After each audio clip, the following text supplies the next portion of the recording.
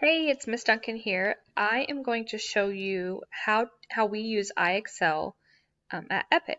So you're going to log in using your Clever account. So log in to Clever using your Epic email account, and then find the icon that looks like this. Open it up, and then from here you're going to go to Learning. Choose the subject you want to work in. So I'm going to do math. Choose whatever grade level you're supposed to work in. I'm just going to go to, let's do something easy, second grade math. Okay, so then you click on the assignment you're going to work on. And then I want you to look at this, learn with an example. Always look at this first, because it's just a little teaching tool that will go over, the question, the solution, how you might get to the answer, and other details. Then click back to practice.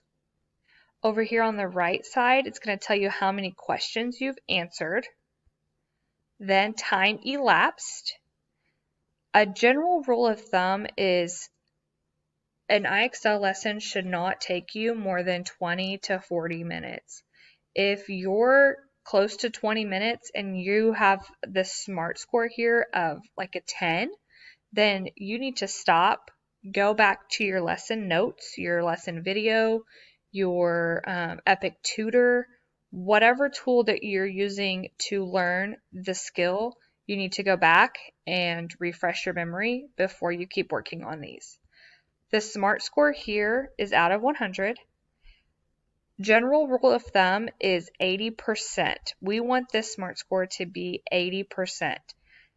After you get past 80%, it'll enter you into a challenge round where it kind of ups the level of the work. And so it's kind of hard to get a 100%. If you are really understanding the topic and you want to work to 100%, that's fine. But 80% is kind of our required goal. So kind of as you answer the questions, you will see that now it shows that I've answered one question. I've been working for 1 minute and 52 seconds, and I have a SMART score of 12. And remember, we want the SMART score to be at least 80. So when I answer this question, again, my SMART score went up to a 23. Now, if I get a question wrong, it says, sorry, incorrect. Then it's important that you look at the explanation to figure out why you got it wrong, so you don't do it again on the next question. So then when I go back to my SMART score, it was at a 23 and now it's at a 19. So that's where I'm telling you that the 80% is the good rule of thumb, because it is very challenging to get a 100. Again, you can work up to 100 if you want, but an 80% is the requirement.